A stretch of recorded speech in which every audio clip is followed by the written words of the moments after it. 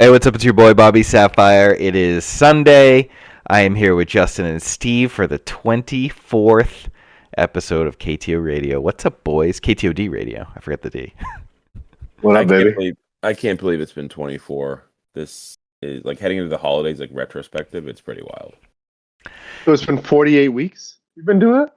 Just the podcast. Yeah. We're about to 26 weeks in a year, or 26 bye weeks in a year, right? So we probably started the podcast end of January, beginning of February, whenever that content creator hangout was, because they spoiled the rest of set one when they flew everyone out to Minnesota, but everyone was out at Minnesota, so they couldn't make a podcast. So we hopped on, made a podcast, and the rest is history there. The rest is history. We were out cranking early. That's amazing. I was like, get online, boys. We're recording a podcast. I'm putting a team together.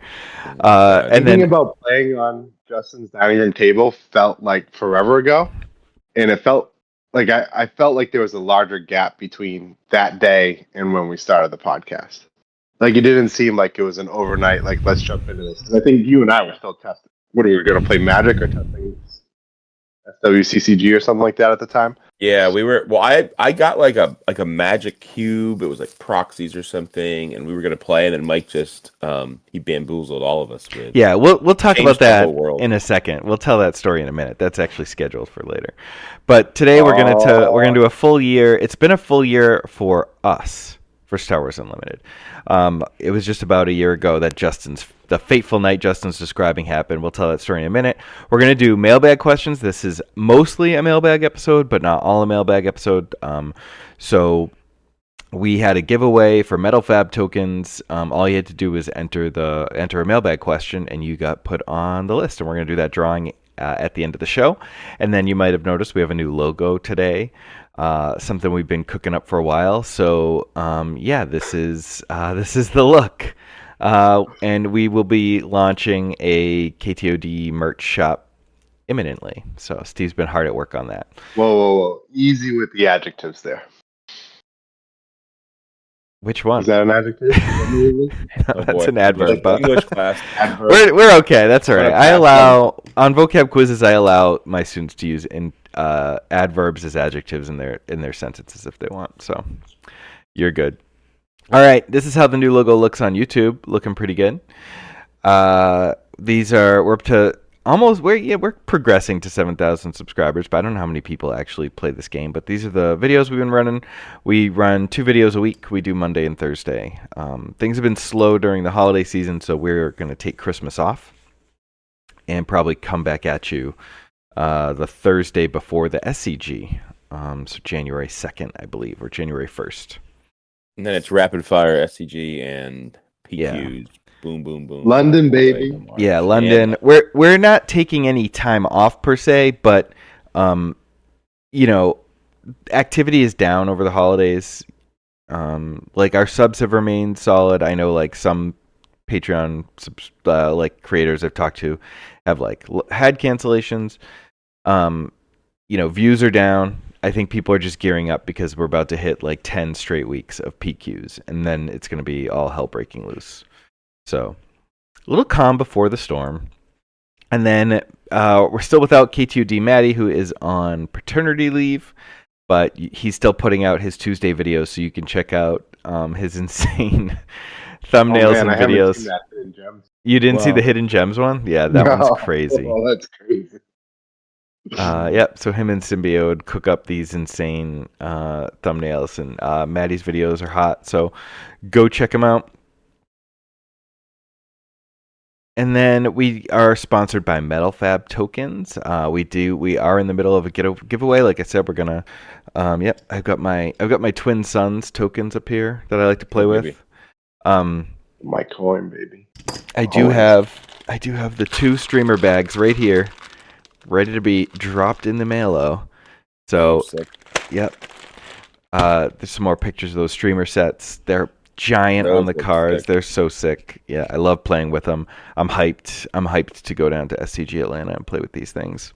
Those Quinlans were looking pretty good. They're shielded. We got some experience counters on them. Yeah, this one was trained by Obi-Wan, obviously, down the bottom here.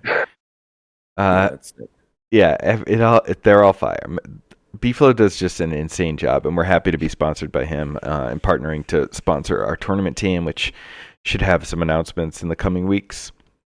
Was he actually trained by Obi-Wan, like in the books or storyline or whatever? No, in the comic, in the cartoon, they hate each other. Well, Obi-Wan hates Quinlan. Not very Jedi-like of him, but wow. Yeah. Why? Wow. Have you not gotten to those episodes yet? Or do you just not remember? Of Clone Wars. Oh, I don't remember that. He's just Quinlan's just kind of a jerk and is always causing problems on their mission. Oh wow. And then eventually he like falls in love with Asajj Ventress and is kind of like dark-sidey. Ooh. He's got a little. But that's in the naughty. books. He's got a little naughty side. If you haven't checked out our last podcast, we are on a world tour starting at SCG Atlanta. We'll be at the New York City 4K PQ. A little drama surrounding that this weekend. They announced that would be credit because cash is banned at these events, these PQs. I will be at the San Fran PQ. The three of us are going to the London PQ. I'm planning to go to Adepticon. We'll see. We're still waiting to hear about that. So that one is, still in flux. And then I'm still getting input. I know like the Colorado guys want us to come out there. Talk to some Texas guys who want us to come out there. Florida. There's an event in Vegas called Level Up Con or Level Up. Yeah, Level Up something that we got invited to make this a stop on the Road to Worlds tour. So we're still adding, and this is just leg one of the Road to the Galactic Championship in Las Vegas. I don't know about you guys, but super excited to get on the streets, meet people. You can add one to this is SCG Charlotte in March. I'll be there for the Magic Regional Championship, but I will not be testing Friday night. I will be hanging with people at a local watering hole, slinging some Star Wars Unlimited on a road to World tour. There, guys, we did it live on the show. Tournament testing team. You heard it here. I think TD Tata is coming down, and we'll have a great time. So these are all going to be sick. London certainly stands out as like, wow, what's going on? We're going to London, baby. But all these are going to be great. London's going to be sick, but Vegas is going to be sick. And I think we should have a powwow and maybe get the penthouse at the Venetian. I think I need to get back on. Dude, don't even get me started. It was 2-on-2. I wanted it too. Don't include me. I wanted the penthouse. I'm like still upset with Maddie from that. Like I'm never gonna forgive him. He's not getting a crew neck now. I bring it up every day. I want the penthouse.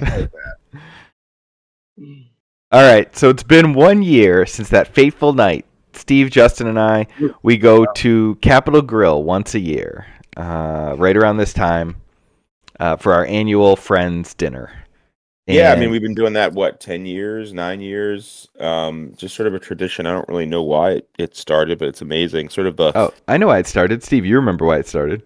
Yeah, I got a gift card from right, that's right. Evil ex-boss for Christmas bonus. Our evil ex-boss. Our evil ex-boss. Yeah, but it's been great. We've done it. I think there was 1 year where we didn't, and we just we're like, oh, we'll do it next week, or we'll do it next week, and we didn't do it. We vowed never to do that again. So I think it's been like 9 in the last 10 years, always right after, in that little gap between Christmas and New Year's. It's pretty close to my house. You guys come over and we play with my kids' toys since they've gotten them, and then we go out and welcome to my dining room. But yeah, it's an absolutely fantastic time of year. Looking forward to this year. But last year, Mike blew us away because he was like, "Hey, I got a special surprise for you." And we were expecting to play some Magic, watch football or whatever, and then go to dinner. And he had printed out like full decks, and actually had talked to someone. Maybe his shout out. Inception. I think I talked to Inception, probably some Hyperloops guys. Actually, I just, I'm not very sentimental, but I just threw out all those cutouts. They're right here in the trash next to me. But we know we didn't totally understand the rules. We also didn't read all the cards completely carefully. I remember we played, the big play that we had was Darth Vader into Vader's saber. Oh yeah, we did that. That was the big thing you do. Mike wiped the floor with us with his Luke deck. but yeah, the rest is history. It was a great night, and sort of throwback to, I want to say 2004. Mike coming over to my house. We were going to a Lord of the Rings tournament in Boston, and on the way or something happened. On the drive beforehand, it was like, hey, it's canceled. No one's going to this Lord of the Rings tournament. So Mike came over with the Versus card game. You can see the playmats right there. I don't know what it was. Was it like pre-cons or starters maybe that you brought over?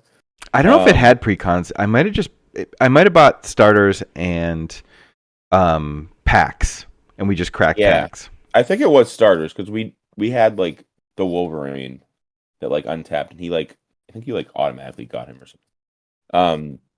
But we played, also like didn't understand the rules totally, but then played that game for 3 or 4 years, made a lot of great friends in that game. So yeah, it was. I was certainly thinking about that when I brought these over, because that's like such a fun moment in our friendship and like our lives. How we played that game so heavily. It was like the first Pro Tour game we've ever played, and we had like a lot of success getting on the tour and getting cashes and doing well at 10Ks and stuff. So I'm trying to bring back some of that energy, being like, oh, remember when we did that? We can do this with a new Star Wars game, which is how we all became friends in the first place, with Star Wars cards. And now we're here 1 year later. So that was December 29th. So we'll be a full year. We do need to schedule that dinner. We've been kind of struggling to find a day, but I'm looking forward to it. I still can pull off Saturday. We just have to maybe be a little flexible on the time, maybe. I don't know. Yeah, let's do it. I'm in. Saturday. I'm in. The Patriots game got flexed to Saturday, so I had to blow up the plan. But Sean has a party to get to, so I think we can get back. Yeah, and just stay at my house and just like you live it up. We'll live it up. We'll game all night. We'll do this with what new game will you be bringing this year, Mike? We'll open up a new content creation on a new game. I will be bringing. Oh, please no more. Not another. Yeah, we'll see how. I might have to Uber out to Capitol. We'll see. It's gonna be a long day at the Patriots game. I'm gonna see Justin Herbert play though. All right, so I thought just kind of like having some questions to chat about our 1 year. We don't have to necessarily answer these questions, but just some guiding questions. Just, was there a best deck? Was there a best leader? Was there a best set? And then just some scoring. So, of some other categories, what do you think the best deck was throughout the course of our 1 year? Not necessarily like would beat all the others. Boba Green. I mean, didn't they ban him? Because probably Boba. It's got the ban. It wasn't because he was Boba Green, though. I mean, I think best leader, Boba. Is there a best leader outside, like after that ban? Maybe, but I don't know if Boba Green was necessarily the best deck. I think it had a lot of longevity. I think it was on the back of Overwhelming Barrage, Ramp, Boba Fett, but I don't know. If you were to do like a ranking each week and like had like a composite score, it's probably Sabine, just because it's been a player all 3 sets, and Boba did get banned, so you can't include it. Prior to the banning, it would be Boba.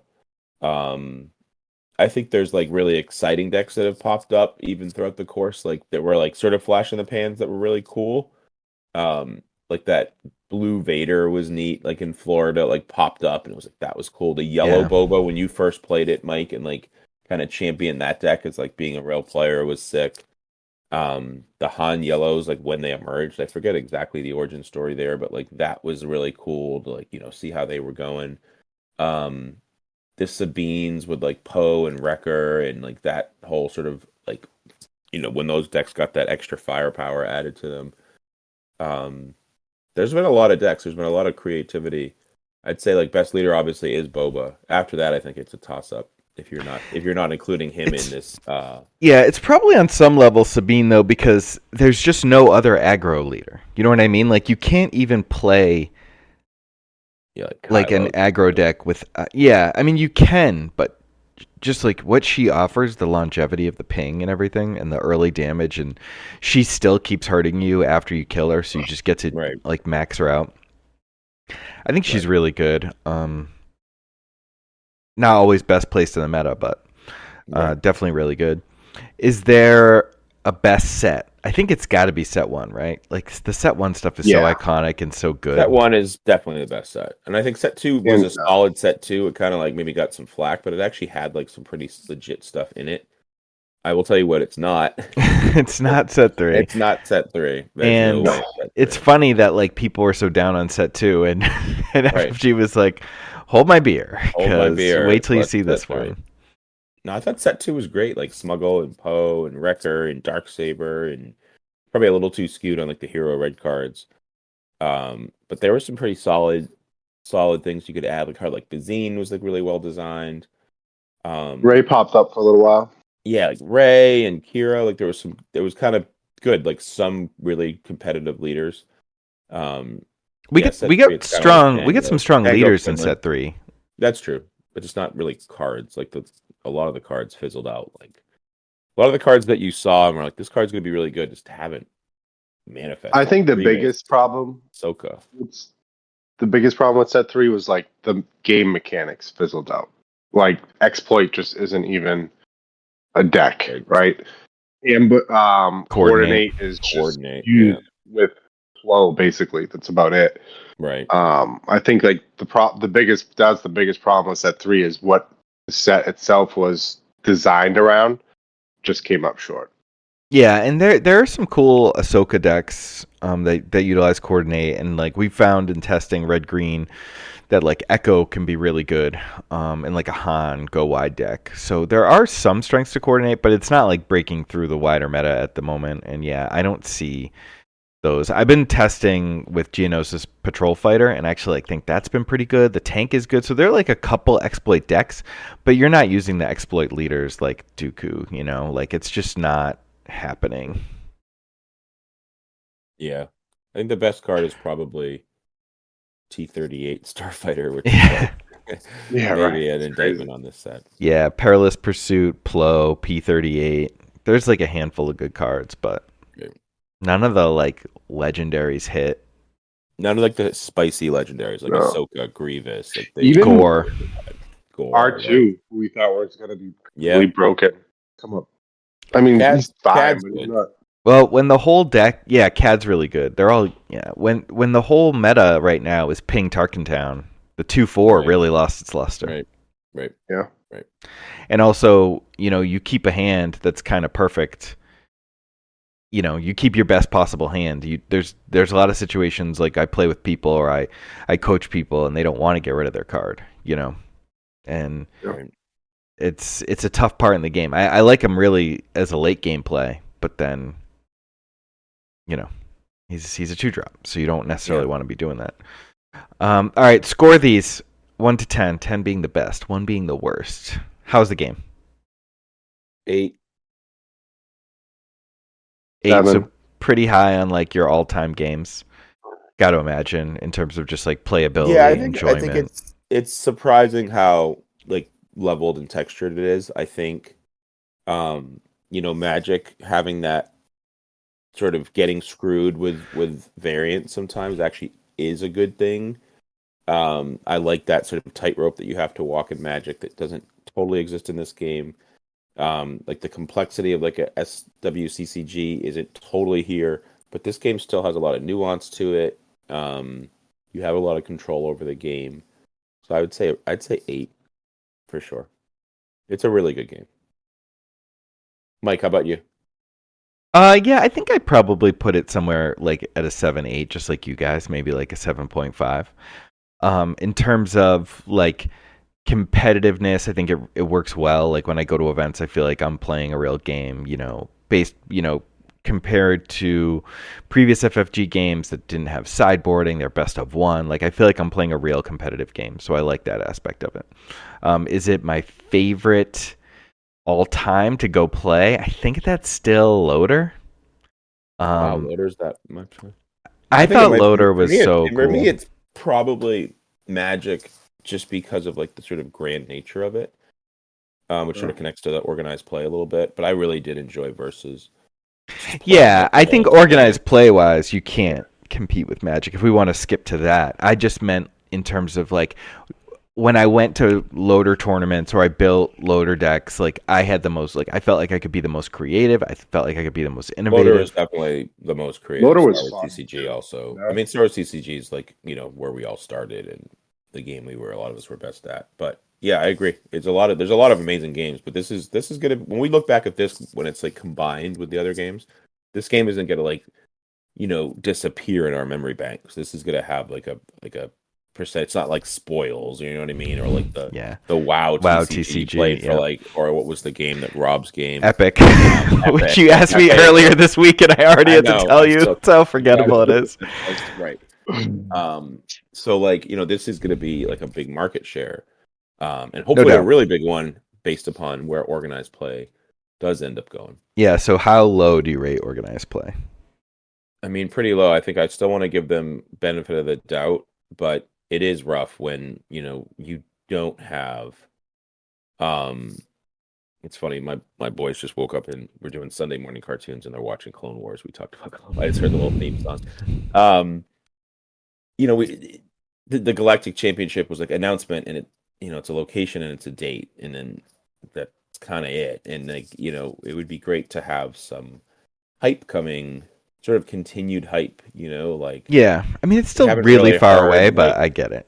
Haven't really heard like even like a stay tuned message recently, right? Like, or even like a hey, like stick with us, we're still figuring things out. Like there's like lack of communication and has led to things being low. But I will say like Gen Con, well, even though it wasn't organized play, like 128 person tournament was run pretty well, and like there was people playing and they filled up, and like there was an excitement level there.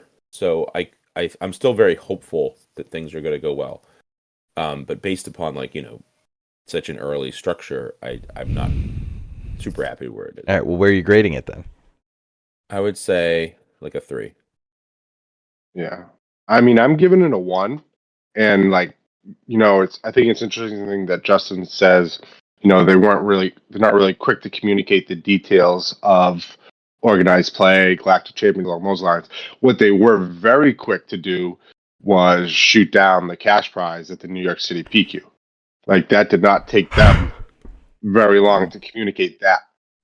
Well, that was in the original emails that went to vendors, that went to retailers about it, and they like New York just ignored it.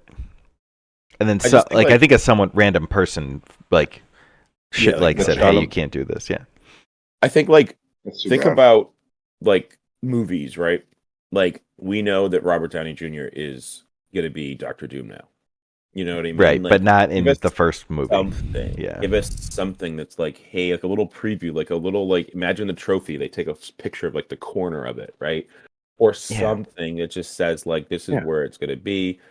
A Superman trailer came out this week, and it was like, there was the longer trailer where he's in the snow and the Crypto comes and saves him, the dog. It's awesome. Like you see all these different things, but there was that little teaser where honestly all it was people looking at the sky.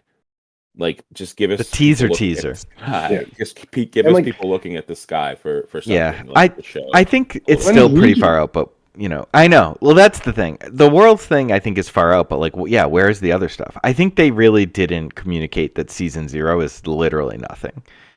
And we're in Season 0 until Worlds essentially. So I'm giving organized play a 2. I'm splitting the difference between you guys. I don't think it's been complete dog shit, but there's not a lot to be happy about. Yeah, and I think the other thing to mention is like there's clearly like a need, like a want for people who want to play. I think stores too, they want to get excited about the game, and they want to like buy more product from the vendors and like have more boxes on hand and get people to play. So it's sort of like the sad story of like, a kid who's waiting for his dad to come home, and he's like, "Hey, let's play catch, Dad." And like the dad's like, "Oh, I gotta get go out to with the boys or whatever." It sort of feels like we're kind of waiting. We're hopeful. People have good intentions still. We want to go have a catch, but Magic the Gathering. Uncle Phil's about to hug our Will Smiths pretty soon in the dining room, the living room, and say, let's forget that. Be happy about what we had. Yeah. The problem with this haul for me in terms of like that aspect of it is just I kind of forgot where my brain was going to go. I lost in the Uncle Phil thing. What were you talking about, Uncle Phil? Someone's gonna watch it. It's probably gonna be Sim who's gonna make like a picture of Uncle Phil hugging. Yeah, fair enough. What did Will Smith say? He says to his like dad. He called him his first name. It's gonna be Dad. Yeah, I lost my train of thought. I have no idea what I was going to say, but I just like hope it gets better. Girlfriend meme, right? When the guy's looking the other way. Yeah, it feels like that's coming. Yeah, I think they're fortunate that there hasn't been any other new games dropped, because like the longer they to establish this, like the more people are going to lose patience, and if they do if an alternative pops up, like I know even in our Discord, look at how many people are playing Bizarre right now. Yeah, and that's just in beta. So this is the thing I was going to say, is that people just want the official stuff. Like, we're thinking about holding like a pretty big cash tournament, right? But like, I think there's a point where people won't come for cash. Like if we had a 10K, or even if someone was like, boom, Pro Tour, like we're gonna do 4 40K tournaments. I don't think that brings a lot of unlimited players out of the woodworks. I think it brings like people in from other games to go to those events. But there's like a casual factor to these games where people want to be at the official OP and get the official prizes that say like FFG on them for whatever reason they have, but they want the official thing. Prime example with the mats. You're collecting your mats, all the official ones. Right? Yeah, exactly. And people want that stuff. And they don't necessarily care about money. People like playing for something, but not necessarily that. 2 add-ons to that is I agree 100%. I do think that money sort of it takes people's fears away. It says, hey, this is a big thing. Like, this is a real thing. It's not necessarily about actually like valuing up and being like, okay, I'm gonna win a lot. But the fact of if FFG announces that there's going to be basically a Pro Tour. The game's not going to die in October, and there's going to be people playing it competitively, and you're going to be going to different locations. It's going to be Vegas is not going to be the only stop. There's going to be other things to do, and you're going to have an experience over X length of years where you're playing this game, and people like that, and it draws people in. It's like this is legit. The thing that I would say is you ranked it a 2, Mike. Steve 1, me a 3. This is all forgotten as soon as they do something good, right? Like this could easily switch to an 8, 9 if they say, "Hey guys, if this video drops and we all of a sudden they drop a video the next day and say, "Hey, Galactic Championship is the first stop, and then we're doing this, and then we're doing this, and there's this prize, and there's this structure, and here's how it all works, and this really grandiose thing," and people are like, "Holy cow, this is great." It's all forgotten because then it's like, "Oh yeah, that was year 0. They were just going to get ready for this amazing thing." If they continue to hold people in the dark, there is going to be a point where there's some just lack of interest, right? If it's like, hey, set 4 drops, check out, Chewy and these cards, and then it's like, hey, get ready for set 5 a couple weeks later, and we're going to be like, oh, here we are again. Like we're just in this never-ending cycle of like purgatory. And I think you're seeing that a lot right now with the fact that box prices are going for like $60 a box. Like people have the inventory because they're not moving. And especially considering like, doesn't FFG somewhat have a history of giving up on games in the past? Like, yeah, I mean, at some point they cancel them. I mean, it's not after like a year or whatever, but yeah. Yeah, I think we're at early stages. I think people want to see a good stretch. The interesting thing, like point of what Justin was saying is like by announcing a Pro Tour or something along those lines where there is that structure, it shows the players that the company is invested in this game and they're not printing out cards to collect the monies. Yeah. Right. Yeah, and they've got to print out good cards too, so there's that. All right, flavor-wise, I give this game a 9. I think like it nails a lot of the flavor. I think it feels like Star Wars, and when you play a guy, a leader oftentimes or a card oftentimes, it really matches the attributes you think would be associated with that card or that character. I would say 7, and here's why. I think you nailed it, Mike. But I think it's lost with the leaders. I don't think they hit the fact that, like, for instance, Quinlan, who is a great lead card from set 2, like, should have been a different, impactful character, right? Like, the fact that Sabine is better than Leia, the fact that Quinlan is better than Obi, like, we don't have enough of the sort of main characters And the side characters are great, and they do make up the universe. But we don't have a Qui-Gon yet, and like they have dropped the ball on like Poe being just so incredibly powerful. Yes, it's great. He's like Wrecker just beat Starfader. Like some of this stuff, like the card strength and the flavor needs to be balanced out a little bit. Yeah, I get that some of that doesn't match, the Wrecker killing Vader thing, but I do think what they've done is sort of like get away from the old movies, which yep, that's true. It doesn't necessarily like vibe with the player base of like Star Wars Dad, but Sabine is a main character for a lot of people. Cad Bane is like that annoying guy that keeps showing up, but he's kind of awesome. Quinlan is a dick that keeps annoying you with the pings. I don't think that it matches up necessarily card versus card, but the flavor of the individual cards I like. Yeah, I just think like where we're talking about like power level.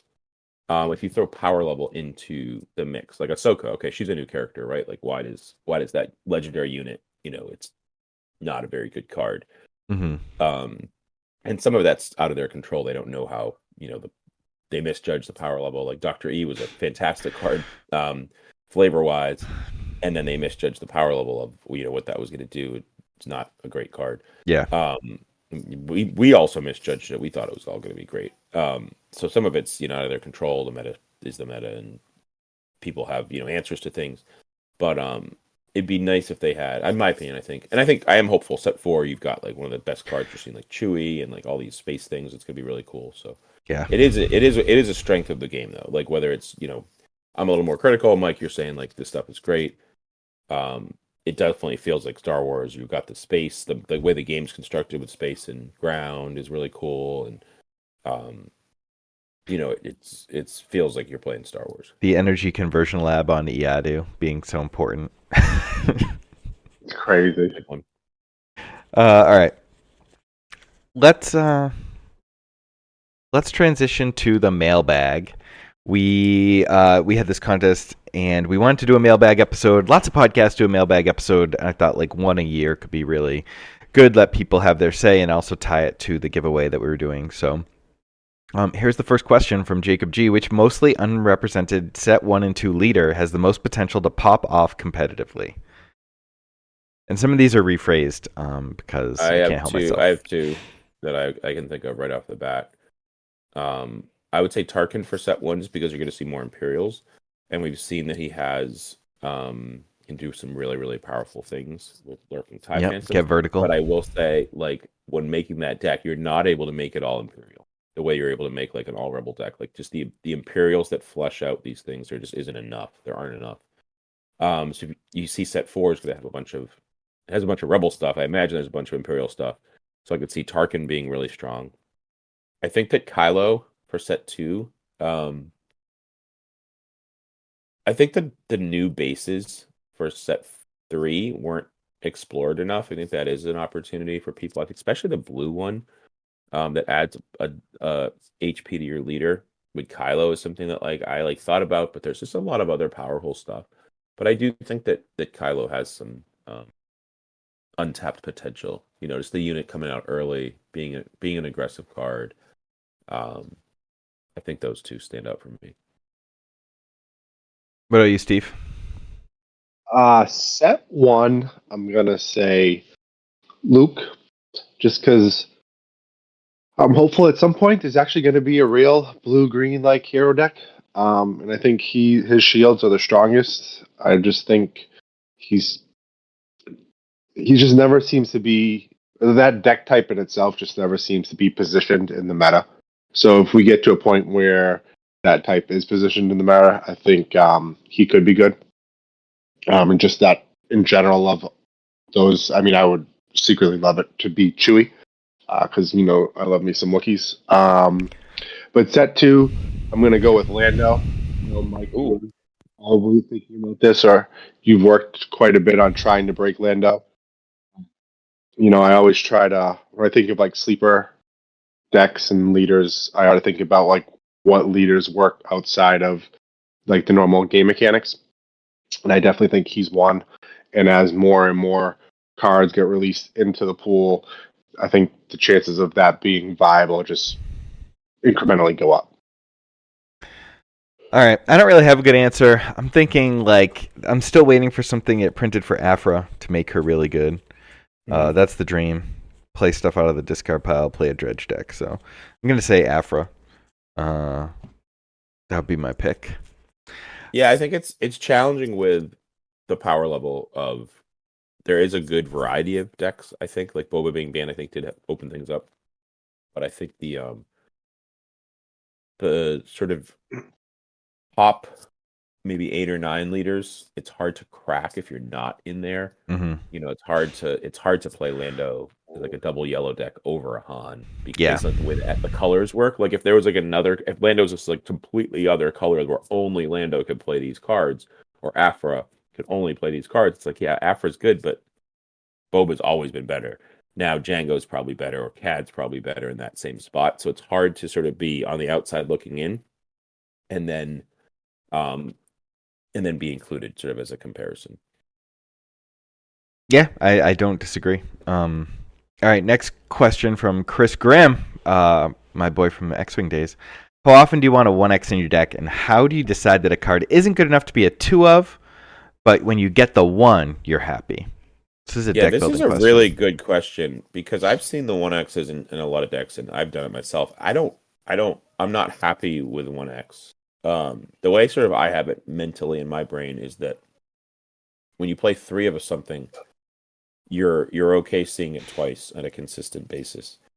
And actually, in many cases, you want to see it as much as you can. It's just the card that you want to play. Think of a card like Four Cause, I believe in, or Battlefield Marine. You just want to see this unit. Fetch Fire Spray, you want to see it. Even in multiples, Ruthless Raider, you want to see it. Triple Dark Ray, you want to see it. So that's like the 3 of obvious thing. And then sometimes it's just for curve consistency. 2 of it feels like you're sort of banking on seeing it once, in the course of a game, so not necessarily an early card.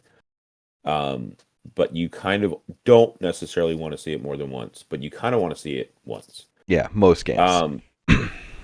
So I'm kind of with Chris on this one. Like, why would you put a card in once? It's sort of a puzzle. I think sometimes it's just the nature of the curve. I would say here's where I'm at with it. I don't think I would play 1 of a card ever, but I would play 4 of a card. Right. So, for instance, if I play 3 Vaders, I might play a single Maul because I want 4 7-drops. Yep. I'm never gonna play like a singleton. Unique, like something that has a unique effect. Card, right? Like I wouldn't play 1 Darksaber. Darksaber's a weird case anyway, but I could see it theoretically play 2. I could theoretically play 3 Poes and like an Anakin, if Anakin was better card. It's another flavor miss there. But that's sort of where I'm thinking. I do think like the CAD, like the singleton CAD in Django, is sort of another top end card that is with Fet's Fire Spray and with Ruthless Raider. It's a little bit different. I think that's one example. Is like you play 1 of a bomb that you're going to get late. That's expensive. It's not going to get played in most games, and a lot of times it's an easy resource. But if you ever draw it towards the end of the game, you're going to play and win the game with it. What are you going to say, Steve? Right. So I was thinking the opposite. Like there are 2 cards. Like one was pretty obvious, and the second a little less so. But 2 cards that come to mind that I probably would, and I know in one of my decks I am playing 1 of. One is it not? Oh my god, why am I blank? Restock. Like I'm playing a 1 of X. This is a really important effect you need. That's a really cool. And like that is a card like that. You're going to, where it's applicable, it's in a game where you're going to see probably your whole deck, right? And like the other card I was thinking of, whatever that green, yellow bounty hunter, the thing that bounces the card from your discard. Bounty hunter crew. Yeah, the bounty hunter crew. Like you could play a 1X of that. And right, because it gives you 4 of other cards.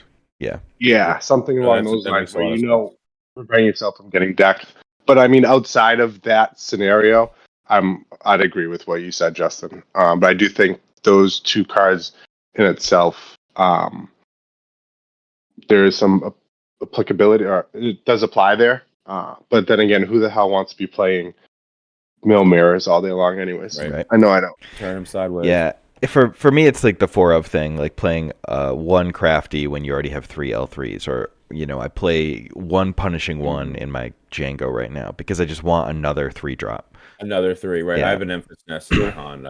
I've been really loving Han, but I'm still got the 3 Han units. So it's like I just want an extra top end card. I want an extra middle card. I want an extra curve here and there. Yeah, extra pump. Yeah, extra removal. The other day when you said you're playing 6 crafties, I was like, huh? What is he talking about? How is he playing 6 of a card? And then I just figured it out, the L3. Yeah. Yeah, I'm loving, just segue here, but I'm loving Han. I'm going to jump in heavy in the Han 1 deck thread in the Discord. I'm like, it's like new friends. I'm like, it's like a new school because I've been so heavy. It's like I might got my backpack on. Hey guys, I'm like, hey guys, like who wants to be friends? What's up, fellow kids? These, like, right. I'm asking all these like dumb questions and like but I'm digging it. I'm loving the deck.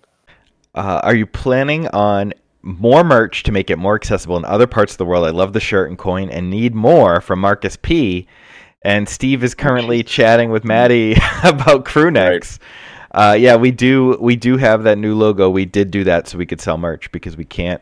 This logo has Star Wars stuff on it, so we can't sell stuff. And we get questions all the time. Can I get a hat? Can I get a beanie? Can I get, a new hoodie? I want more shirts, different colors. We're trying to provide all that to people. We're working on it. We spent a lot of money on a logo for y'all. I'm hyped. Professional logo. Everything about that went so well.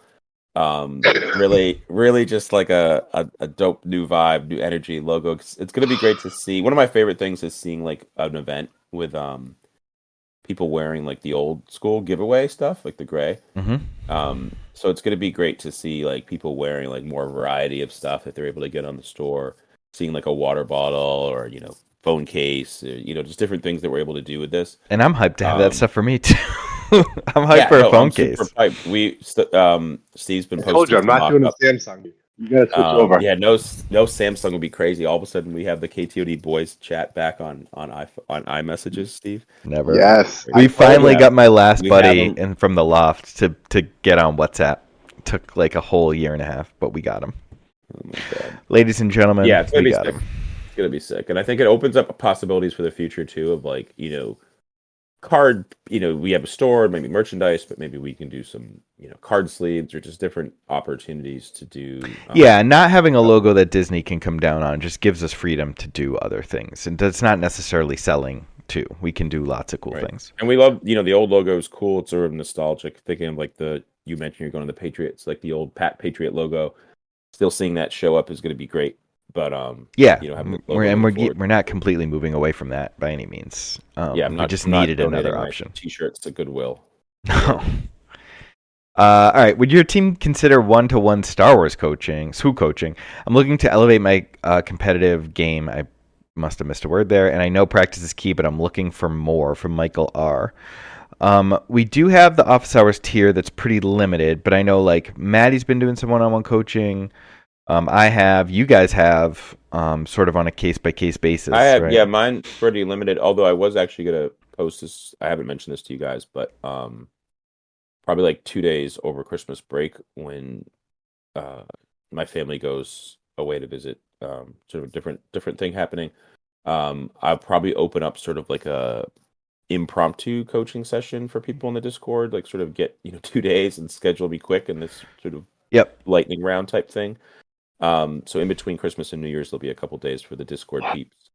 But I think a lot of that funnels through our internal community. Yeah, not necessarily outwards on the to the public, Michael R. But you could also just DM me, and I will find you. I have like a bunch of people who are also looking to coach that I trust that I would send you to. I opened up 8 slots for school vacation, and I filled all 8, which is pretty wild. But yeah, just trying to get that in because I know I'm not going to have a lot of time to do so over break. But yeah, we do that. We do coach, and are willing to help you find. And if we can't do it because time's limited, I will find you somebody. Because I have a few people that I would highly recommend. And outside of the one-on-one, I think like through our tiers, like the playtesting tier that we have has been like on fire lately. Mm-hmm. Getting like VODs there, and I've been like posting like, hey, let's let's try this thing out. And I was playing with our buddy Thrawn, who's coming to London with us.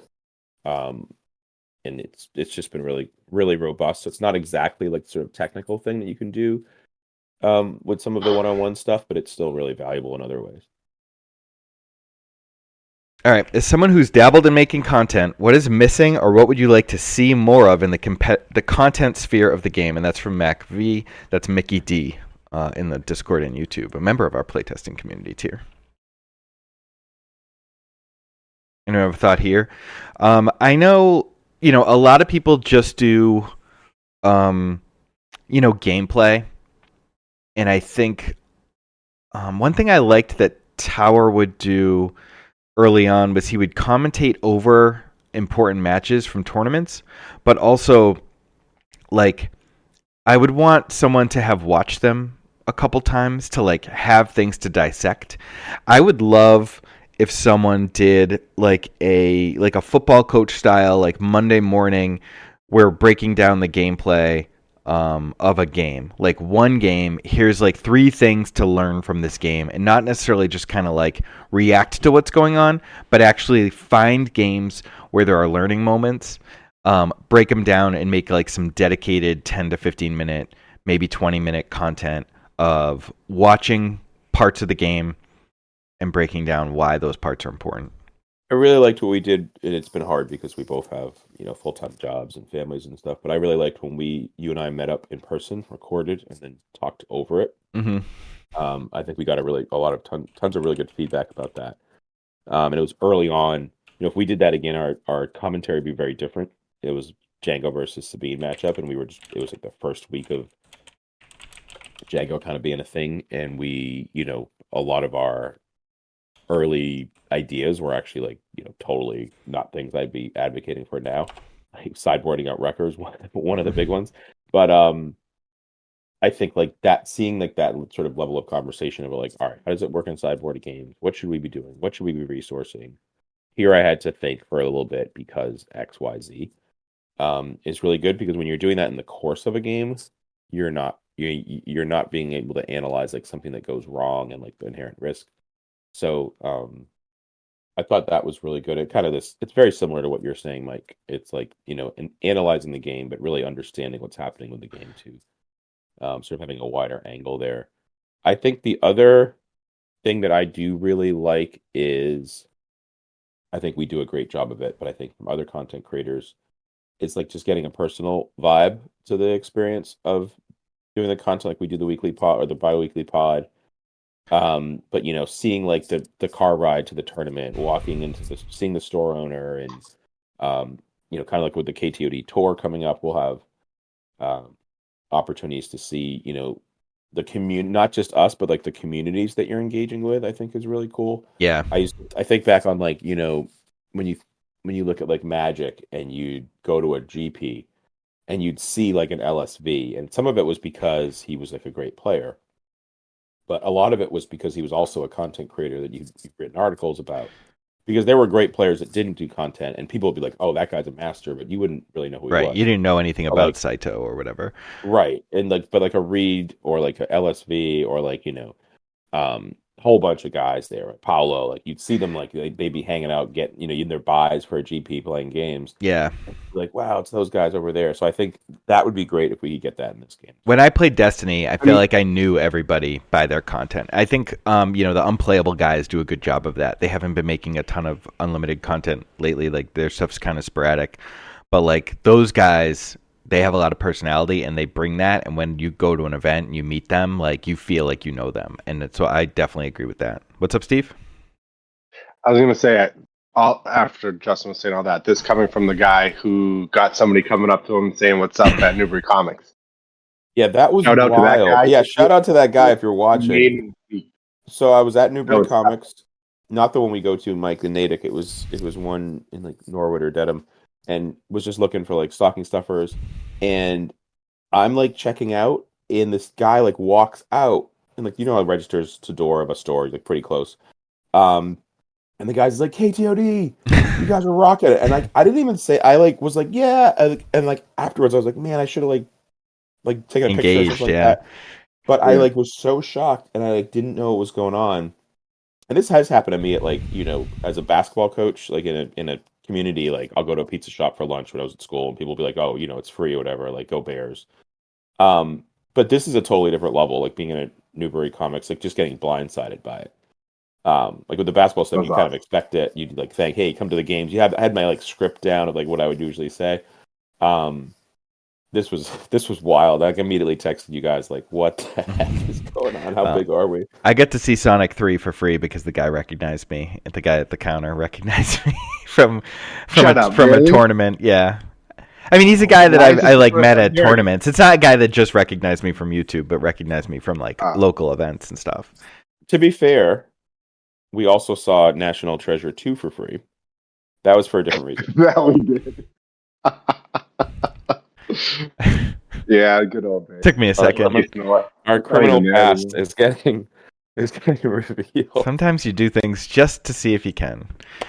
All right. Are there any tells, verbal or nonverbal, that you've picked up in a TCG that influenced your play and helped you win? If so, what are they? Boy. This could be its own pod, Brandon. Yeah, I don't have a ton of examples. I have the benefit of knowing these questions because I typed them out. But I know in this game, where people are looking. I look at people's eyes and I see what they're looking at. I see what card they're picking up. I see what resources they're checking. I see how much they're counting. I pick up on all that stuff, and I know for me, I will specifically do that to I'll look at random shit. I'll count my resources in weird ways. I will do all that stuff at the table and not necessarily to mislead you.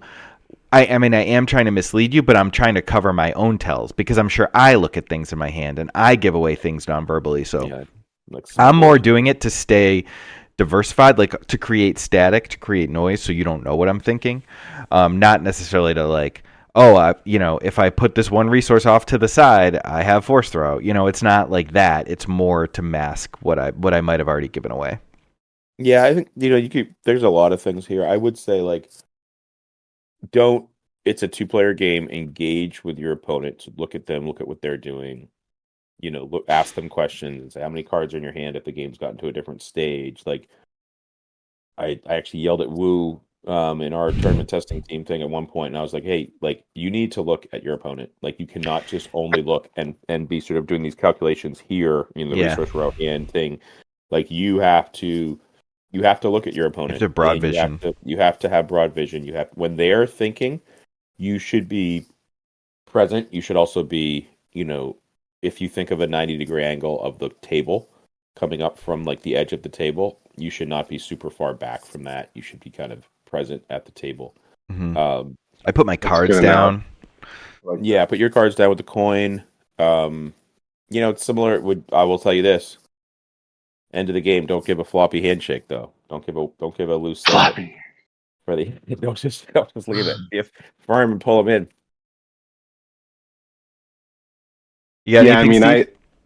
I have a hard enough time just keeping track of all the tokens and damage counters and stuff like that. No, I think there's definitely a lot to be said from what you guys, and especially coming from a poker background. I think a lot of my success earlier in the poker days was not necessarily, reading people like they talk about in the movies or that it's glorified as, but one of my biggest strengths was always being able to get away from hands and knowing when to fold.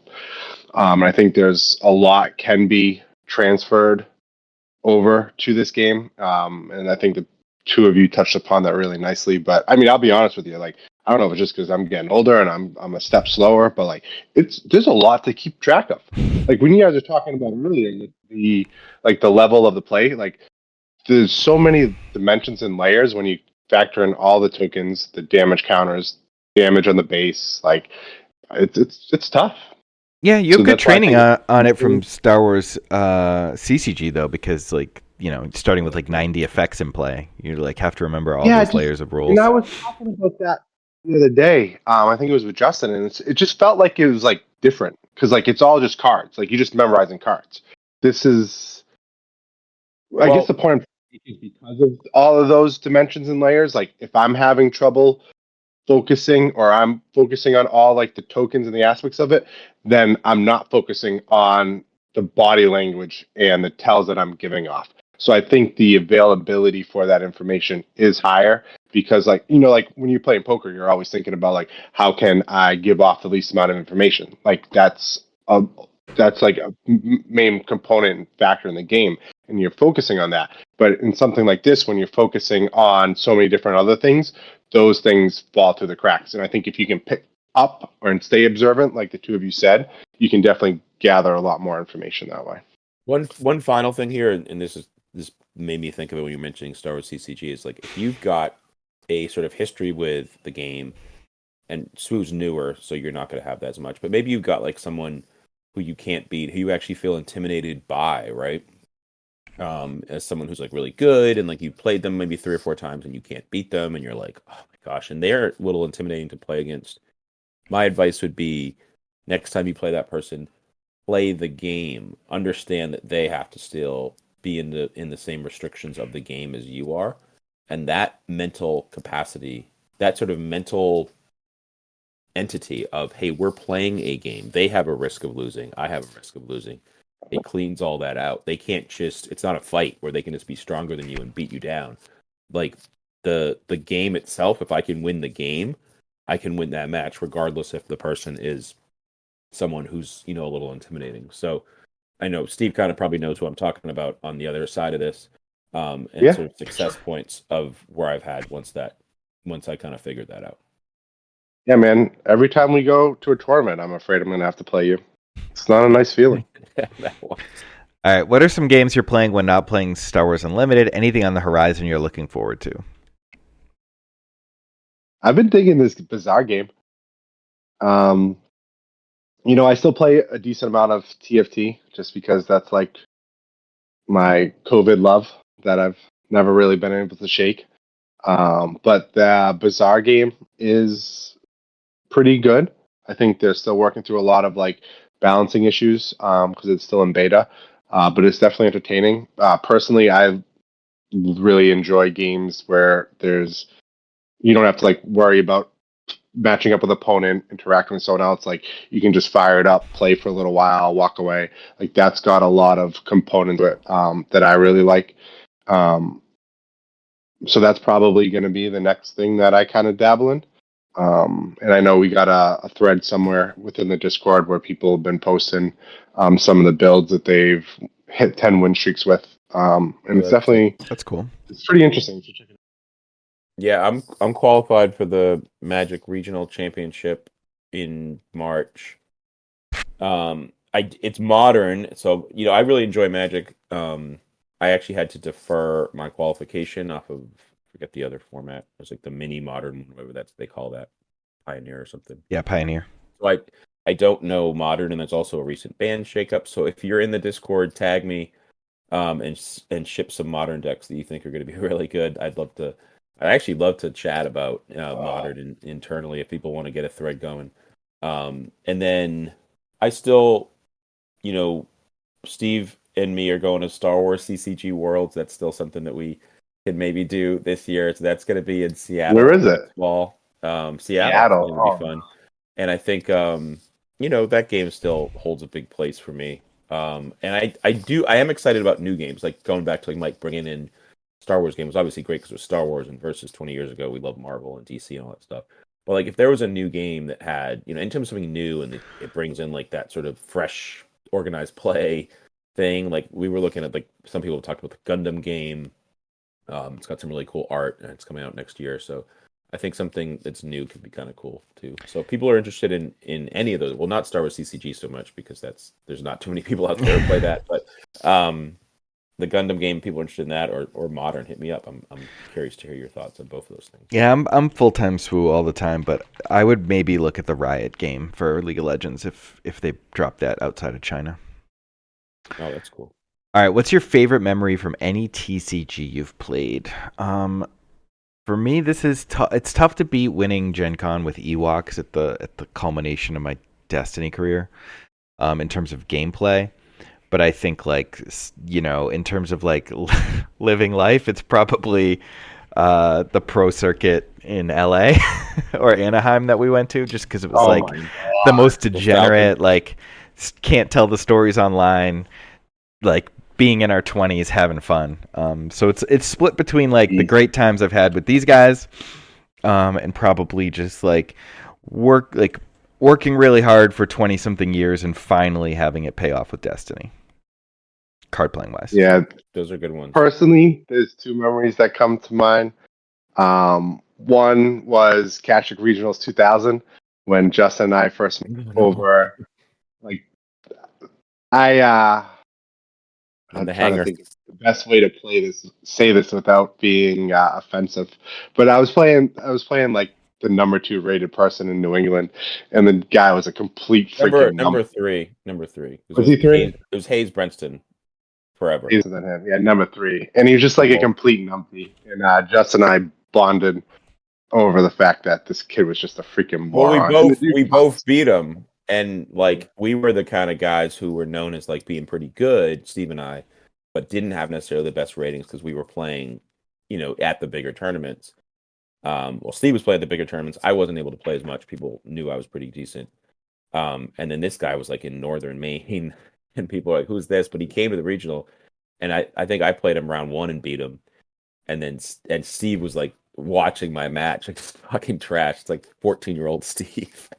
Yeah. Yeah. And then Steve played him later on and beat him, and it was like, oh man, you lost to us both. And Steve was saying like he was continuing to say, yeah, I was popping. That was a good memory. Wow. That's definitely probably number 1. Number 2 is versus time period, the 3 of us plus TJ, Priscilla Lane, testing, Glee mirrors, Michael Vick. Yeah. Michael Vick. Playing card games in your 20s when you have like no real responsibilities was the dream. So good. Yeah, I think for me, that versus pro circuit in LA, like when Mike, you and I were obviously with the amazing wild times there, but also like me and you both did really well, like getting into the second day drafting, and like day 1 we played the same deck. We had a really cool strategy, and we added like the extra turn 1 play as the 9th turn 1 play as the Falcon character. That's like a really cool memory. I think winning Worlds for the first time, Steve, and you stayed at my house with Johnny Chu. That's the only time I've ever cried at a card tournament when I won. For the first time. It had been like a long time coming. I think I had the most top 8s for Worlds without winning. And absolutely demolished my opponent in the finals, but it was like sort of waved over me at a certain point. Like there was like probably about 3 minutes left in the actual game. And in Star Wars, you played 2 games, and I'd won the first one by a large margin. And the second one, like there was a battle that I had, where I like just drew incredibly well, and it was like sort of pointed back to our. For the people who know the game, I drew a 6, and a 5 in a battle, and it sort of harkened back to like our perception of the game of like the number and having like a higher Destiny average than everyone else. And that's what made the game like that. I knew that moment that I'd won the World Championships, which was really elusive for a long time.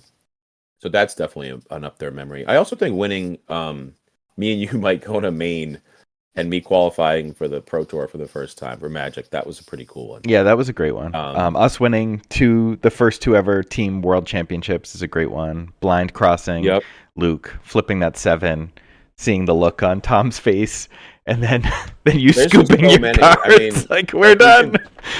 So good. I know, that was so good. Like we had both lost. You drew like a 1 of 40. And then it just happened to be in my draw phase, so I could basically concede that match in a way you couldn't do in that game. Right. It like lined up perfectly. There's so many though. I mean, there's so many. We've been doing this for 25 years. A lot of memories. Even me, like went to Pro Tour with Matt Costa where he top 8'd. It was me, Jason Ford, Matt Costa, Ben Friedman in a little rinky-dink hotel. And Costa top 8'd Pro Tour with Delver. Like those are great memories. How about like me winning the UMass PTQ? With us hanging at the bar right after Jacob was born, and you guys all hanging out at the bar, like you two and Costa, like losing, like Costa texting me and being like, what's your situation? And me being like, all right, I'm in the finals, like, and like me like running out of there. That was one of my favorite Magic events for sure. Nice. So much good stuff. All right, from Matthew R. How do you keep your head in the game during a longer tournament? I keep starting on a win streak and then losing and tilting off the path to top 8. Any advice? Don't think ahead. Don't think ahead of if you win 3 games. Oh, I need to win 2 more, and that'll get me in, and I'll be in my top. Don't you play the one game. Only play the one game. I don't know the secret to like when I'm able to do this necessarily, but like when I am never thinking ahead is when I do the best. Yes, absolutely. I don't know if it's like distractions or just like focusing on one game at a time. But when I start thinking like, like how am I going to explain this to my like how I lost this game to people, like that's when I start doing bad. And when I just like show up, play my game, think about the things in the moment, and don't worry about anything else. Like I'm not worried about who I'm going to play next round. I don't do any scouting. Like Alex loves to say, like, what's this guy playing? What's this guy playing? I'm not thinking about any of that stuff. I'm going to sit down. I'm going to see what I'm playing against. I'm going to focus on that. I'm going to build out the game in my head as I shuffle and really, really try and stay in the moment individually. And push those thoughts out. They will come in.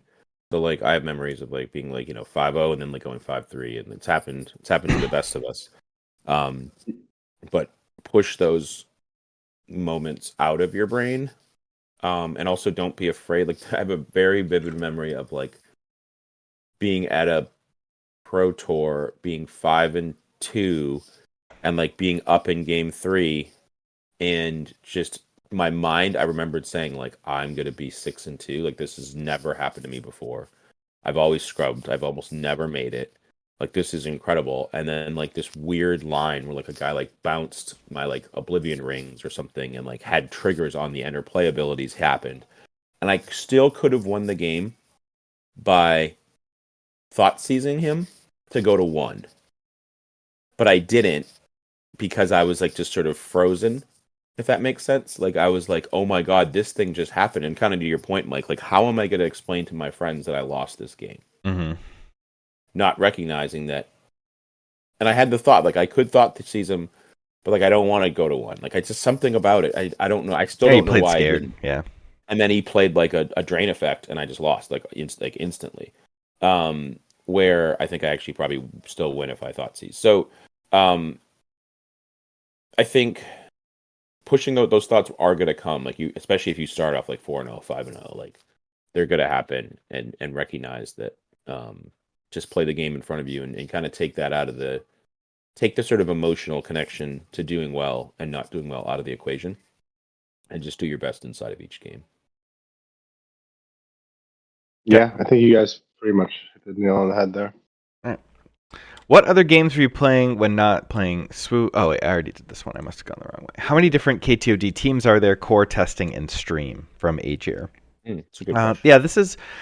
I put this on here because we get this a lot. There's a lot of blurred lines, but the KTOD is like a content creation entity of me, Justin, Steve, and Maddie. And then we have a team that also includes Woo, Alex Blandon, Chrono, CJ, and John Tada, Professor Numpty. Those are the guys that we playtest with. That's our playtesting team. And then inside the Discord, those guys stream for us to create like some little extra content, even though anyone can stream in our Discord. We do throw them some money to stream in the Discord for us, just so people have stuff to watch throughout the week. Mm-hmm. But and those guys are definitely active in playing. Like we're active, but maybe not as much as we always want to be. And those guys, Todd has got I think every SCG. Alex is always looking for events. Woo and CJ, probably a little bit more like us, where they're looking for slightly larger events to go to. But those guys are playing; they're doing well, and that makes up the tournament testing team. Yeah, we all went to Gen Con; it was fun. All right, how much weight do you put in data from non-competition events like store showdowns? How do you filter out the noise? This is from Brett F. I don't know if the data at all matters, because I think this is a game where there are some decks you don't want to lose to. Like you can't lose to, for instance, Django right now, and be like, oh, I can't. I have a 10% win rate against Django, but I feel good about my deck. Like that's not a thing. But I do think that there's enough in this game where it's at now, especially with lack of huge events, that people even at the PQ level are still going to play their decks that they sort of just like, and that's just like a lot of variance there. People are still going to play Palpatine, still going to play Chewies and Yodas. So if you see a store showdown and you see like, okay, it had this meta, even if it was a larger event that has a specific meta, what does that really mean for the event that you're going to play? You could still play a lot of random stuff. So I don't really look at it too much. I do look at sort of adding a list of what I think is tier 1 and just sort of keep those things in mind. But like for a good example of that is for a long time we've thought that Han 1 was like really good, right? And like no one plays it. Right. But I don't think we necessarily, Mike, you've explored it a bit, but I don't think necessarily we're like, skipping to go play Palpatine. But tons of people play Palpatine. Yeah. So I don't know if you could really extrapolate a lot of this stuff and apply it to the event you're going to go. But they're good for figuring out things people are experimenting on and sometimes doing well. Like someone won a showdown yesterday with Asajj Red, and it's like, ooh, okay, well now someone might have cracked it. So I don't think you use it in terms of like, oh, this is expected meta. Like, oh, someone won a showdown with Asajj Red, I'm gonna have to see it. Like 10 times, but like, oh, did someone figure it out? Can I find, because that's what I like to do. I like to like iterate on deck. So if I can find someone's list that did really well and I can start to like make changes to it, learn the play lines, get better with it. Like that's what I use those for. Just like noticing the experimental stuff. And then filtering out the noise is easy. Just focus on your own play testing. Find the people you trust, watch the people you trust, listen to the people you trust, and get the games yourself. All right. We have one last thing to do, which is pick our winners. So I'm going to stream something new for you guys. Can you see the wheel of names? Oh my God, did you have to enter all those by hand? No, because I did a form this time. The first time we did a giveaway, I did have to enter in 1,000 by hand.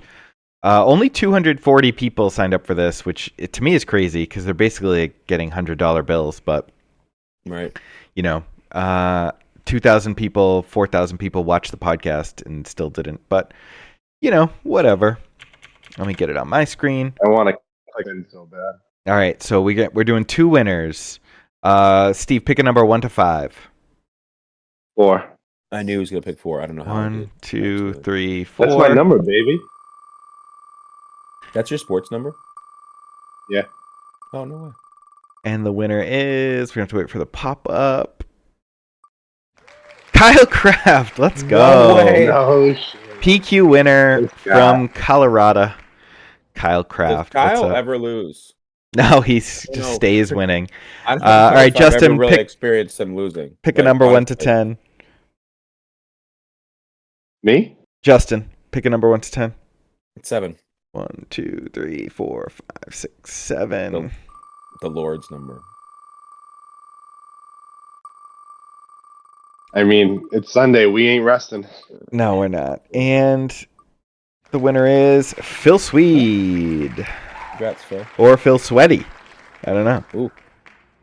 How do you pronounce those things? Sweaty, the sweaty balls. That's how they spell the sweaty balls. Good. Oh boy. All right.